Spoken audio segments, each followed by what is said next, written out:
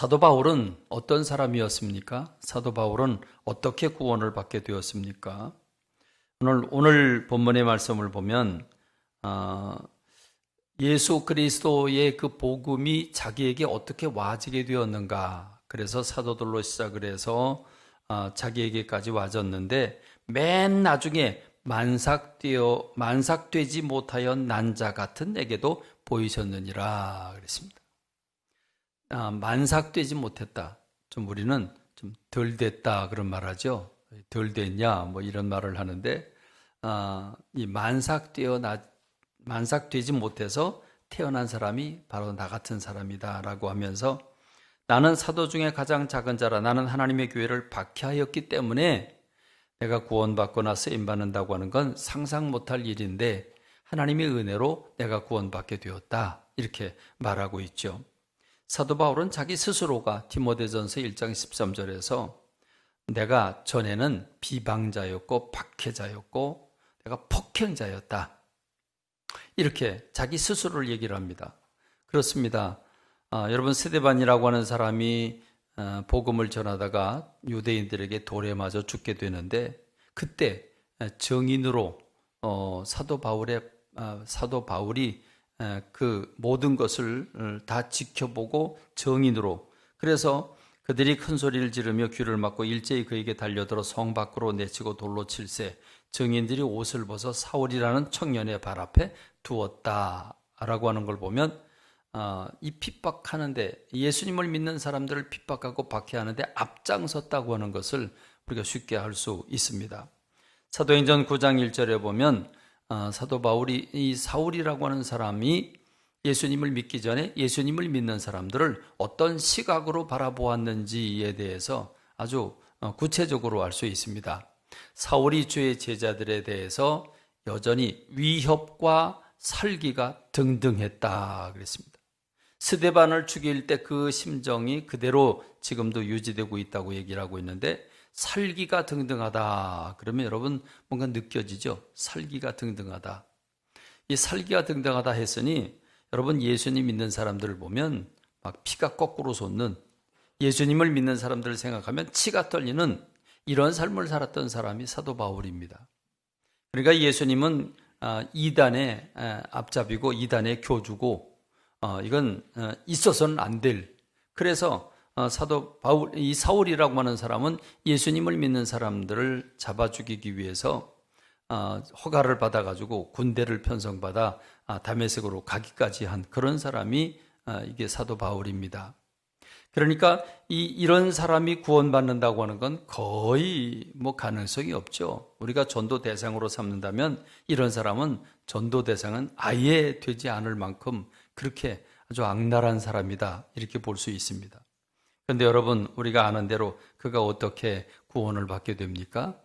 이 다마스커스에 예수님 믿는 사람들이 몰려있다는 소리를 듣고 그 사람들을 잡아서 데리고 오겠다고 끌고 오겠다고 다 잡아들이겠다고 그리고 허가를 받아가지고 병정들을 데리고 가는 와중 그 다마스커스 입구에서 갑자기 강렬한 빛이 자기를 향해 오고 그 빛을 쳐다보는 순간 눈이 멉니다. 그리고 발에서 굴러 떨어집니다. 굴러 떨어지면서 하늘에서 음성이 들리죠. 사울아 사울아 내가 어찌하여 나를 핍박하느냐. 사도행전 9장 3절로 5절의 말씀인데 사울아 사울아 여러분 생각해 보시죠. 아무리 햇빛에 강하게 부딪혀서 잠시 번쩍할 수 있어요. 그렇죠? 눈이 잠시 안 보일 수는 있어요. 그런데 완전히 소경이 돼버렸습니다. 소경이 되면서 땅바닥에 떨어지면서 음성이 들리는데 사울아 사울아 내가 어찌하여 나를 박해하느냐 들립니다. 너무나 생생하게. 전 좀 궁금해요. 그때 사도 바울에게 들렸던 이 음성은 우렁찬 음성이었을까? 아니면 날카로운 음성이었을까?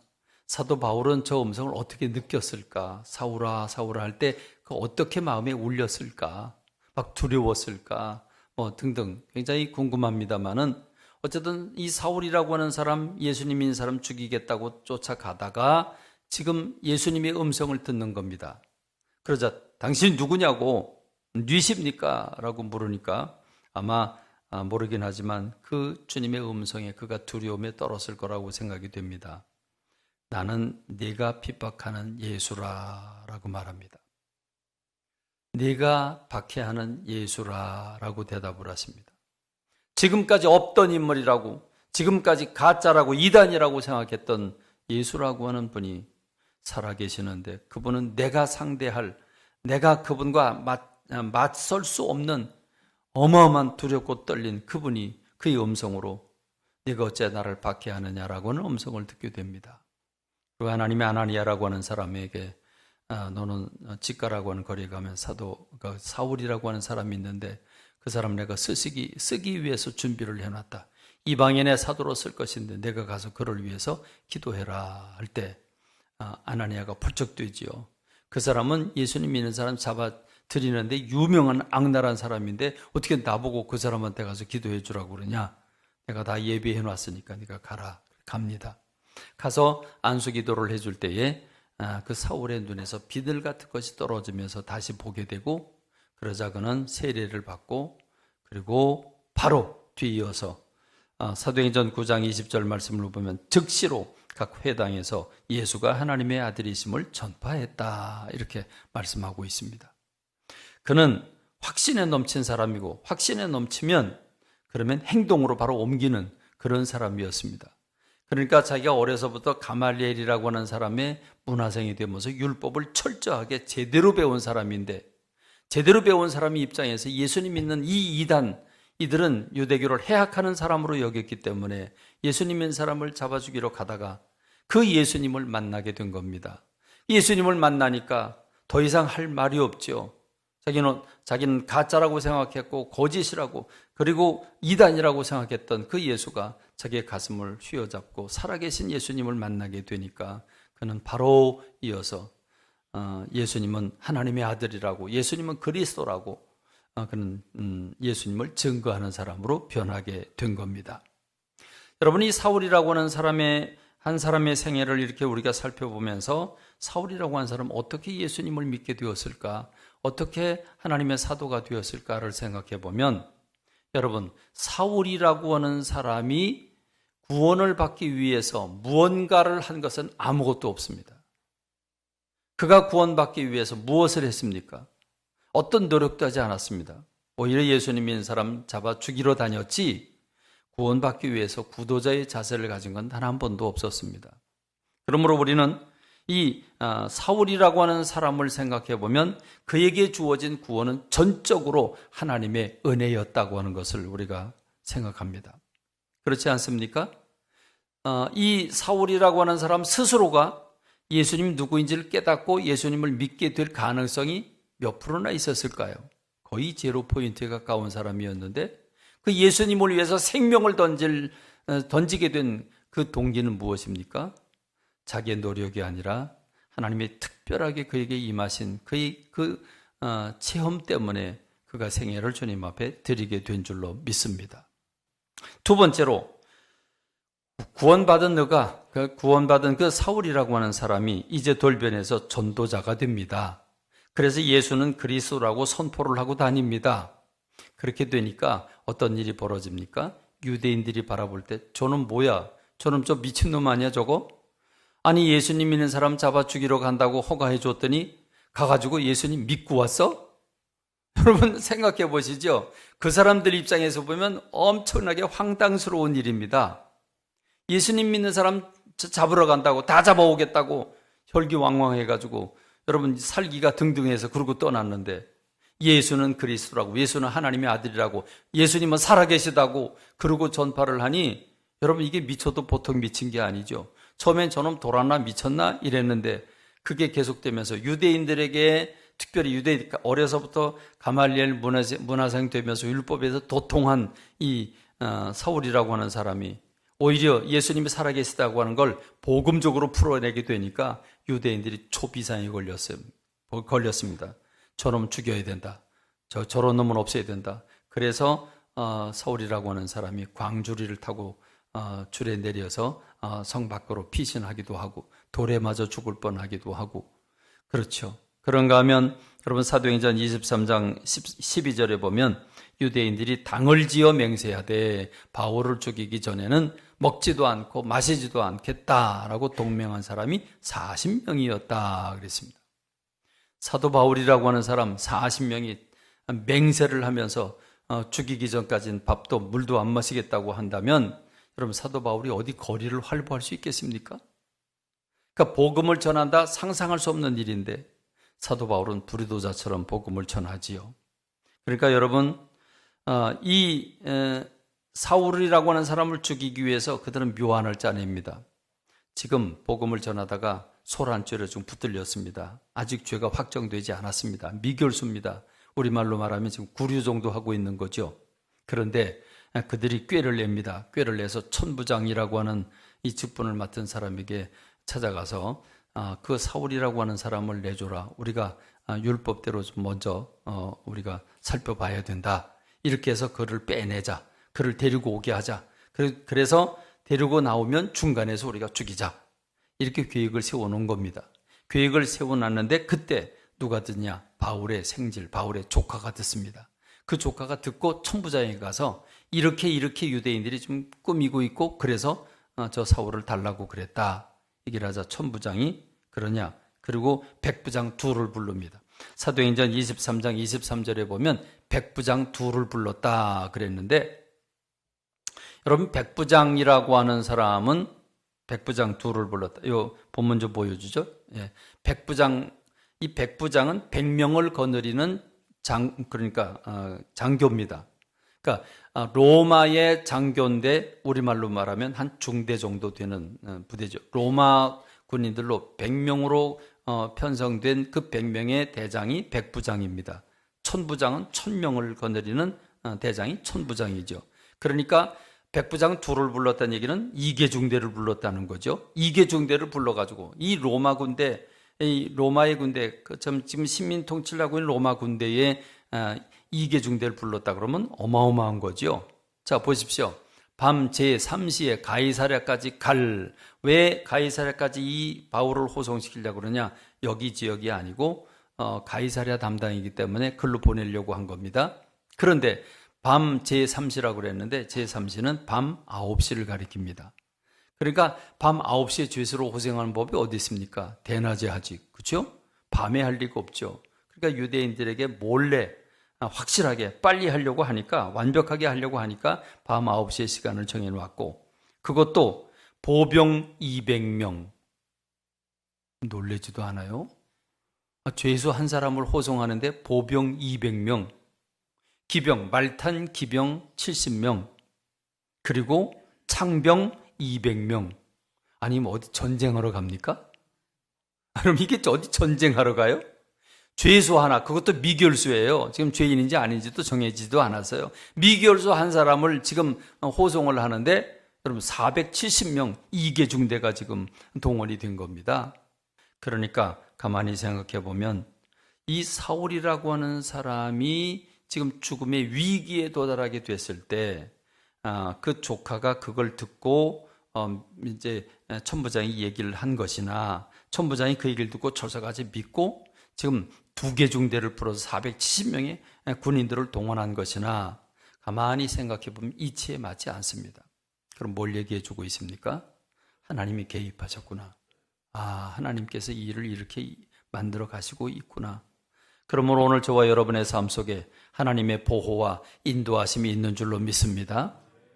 사도 바울의 생애를 생각하면 세 번째로 사도 바울의 생애는 제 명대로 살지 못할 것 같은 삶을 살았습니다. 사도 바울의 삶을 보면 정말 그 고난과 위기 말할 수 없었지요.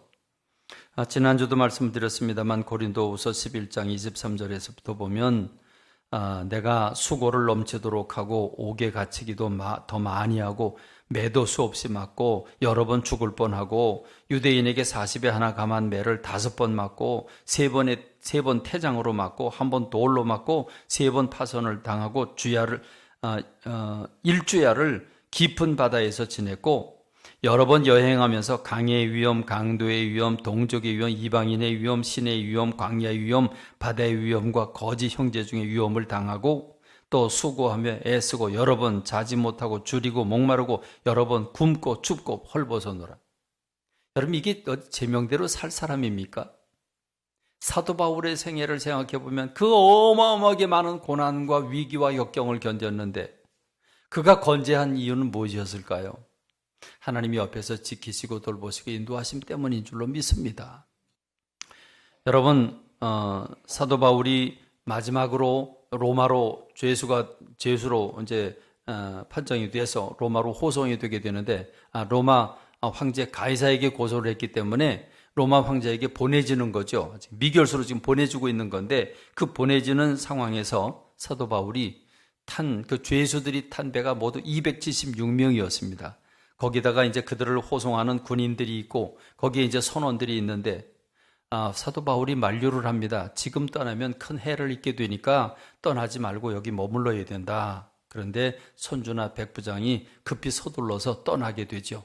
떠나면서 큰 풍랑을 만납니다.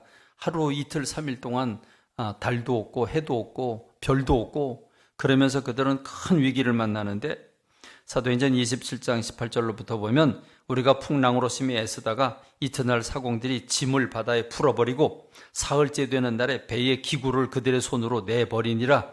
여러 날 동안 해도 별도 보이지 아니하고 큰 풍랑이 그대로 있음에 구원의 여망마저 없어졌더라. 그럽니다.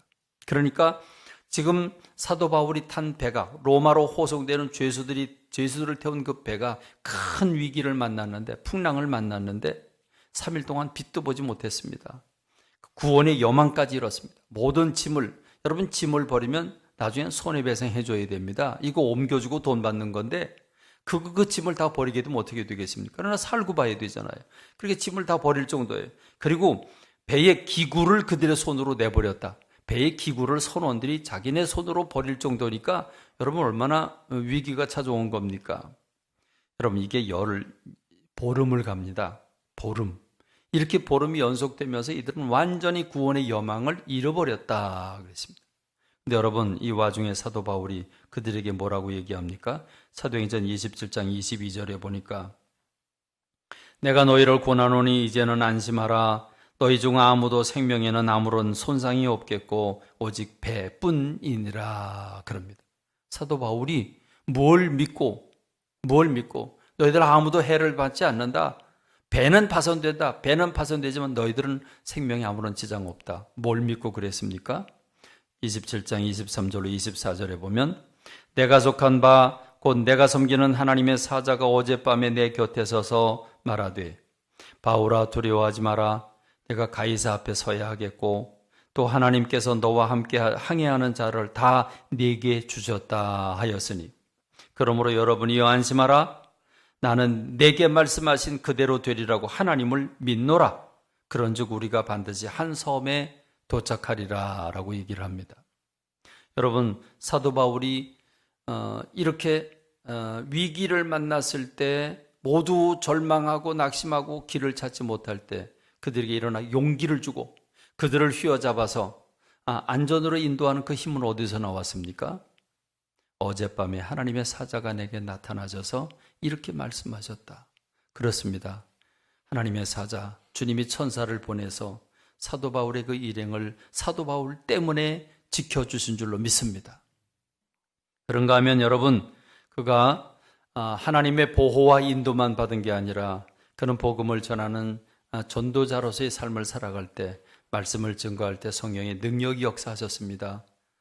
그가 손을 얹고 기도할 때 사람들이 성령 세례를 받게 됩니다. 그가 연약한 사람들을 위해서 기도할 때 그 질병이 치유를 받게 되는데, 사도행전 19장 11절로 12절에 보면 하나님이 바울의 손으로 놀라운 능력을 행하게 하시니 심지어 사람들이 바울의 몸에서 손수건이나 앞치마를 가져다가 병든 사람에게 얹으면 그 병이 떠나고 악귀도 나가더라 그랬습니다. 여러분, 이게 무슨 말입니까? 사도 바울에게서 능력이 나갔다면 사도 바울이 가야 돼요. 그죠? 사도 바울의 몸이 가야 돼요. 사도 바울의 손을 얹어야 돼요. 왜? 사도 바울에게서 나오는 거니까. 그런데 사도 바울이 사용하는 손수건을 가져다가 손수건만 얹었는데 병이 낫고 귀신이 떠나간다. 그럼 사도 바울이 한 겁니까? 아니면 손수건이 한 겁니까? 여러분, 하나님이 하신 줄로 믿습니다. 그렇습니다. 하나님이 하신 겁니다. 사도 바울이 아닙니다. 그래서 사도 바울은 이런 능력을 행하면서도 늘 두렵고 떨리는 마음을 가집니다. 왜냐하면 하나님께서 주지 않으시면 능력이 나타날 수가 없기 때문에. 내 걸 가지고 하면 내가 큰 소리 칠 수 있어요. 배짱 부릴 수 있어요. 근데 내 게 아니고 주님이 주신 걸 가지고 하니까, 주님이 떠나시면, 주님이 안 주시면 난 아무것도 할 수 없으니까 늘 겸손한 마음을 가지게 됩니다.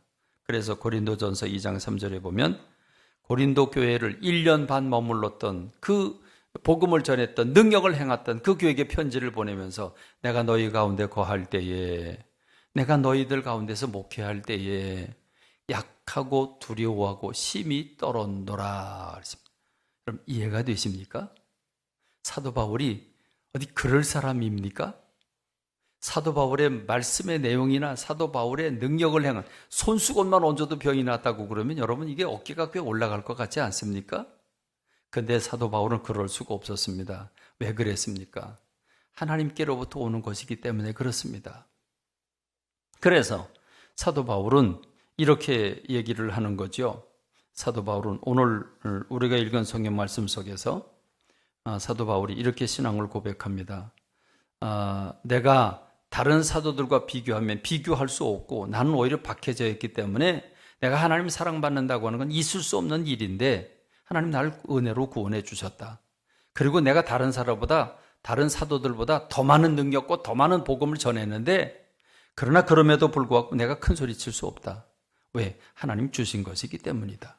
그래서 그러나 내가 나 된 것은 하나님의 은혜로 된 것이니 내게 주신 그의 은혜가 헛되지 아니하여 내가 모든 사도보다 더 많이 수고하였으나 내가 한 것이 아니요 오직 나와 함께 하신 하나님의 은혜로라. 할렐루야. 그렇습니다. 내가 다른 사람보다 더 재능이 많습니까? 다른 사람보다 더 건강합니까? 다른 사람보다 더 돈이 많습니까? 여러분, 이 모든 것들은 하나님이 주신 줄로 믿습니다. 그러므로 우리가 큰 소리 칠 수 없고 우리가 자랑할 수 없고 교만할 수 없는 겁니다. 저는 사도 바울이 내가 너희들 가운데 거할 때에 약하고 두려워하고 심히 떨었다는 말이 얼마나 공감되는지 모르겠어요.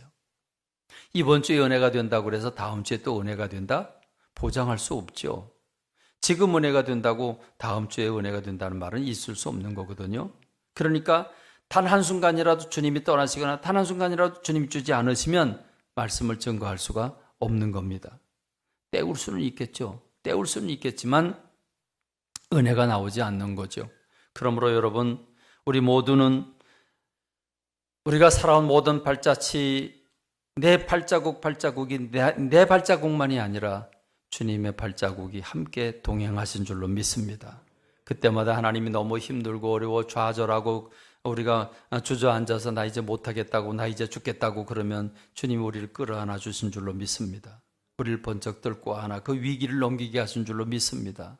너무 힘들고 어려울 때 주님이 천사를 보내서 우리를 보호하시고 인도해 주신 줄로 믿습니다. 순간적으로 어떻게 선택해야 될지 알지 못할 때 성령님께서 도우셔서 그런 일을 하게 하신 줄로 믿습니다. 여기까지 인도하신 하나님의 은혜가 우리가 앞으로 가면 더 큰 은혜로 은혜를 베풀어 주실 줄로 믿습니다. 그것을 바라보고 기뻐하고 하나님 앞에 감사하며 달려나가는 저와 여러분 되기를 주님의 이름으로 축원합니다.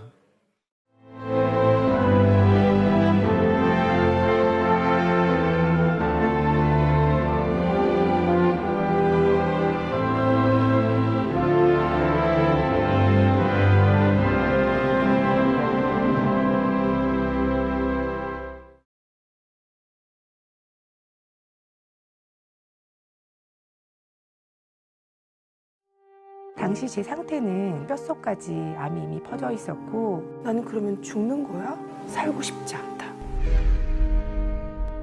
내가 아직 암에 걸린 게 문제가 아니라 내 영혼이 완전히 죽어 있었구나라는 걸 알게 됐거든요. 야, 내가 암에 안 걸렸으면 어쩔 뻔했어? 암은 이제 봤더니 선물이었어.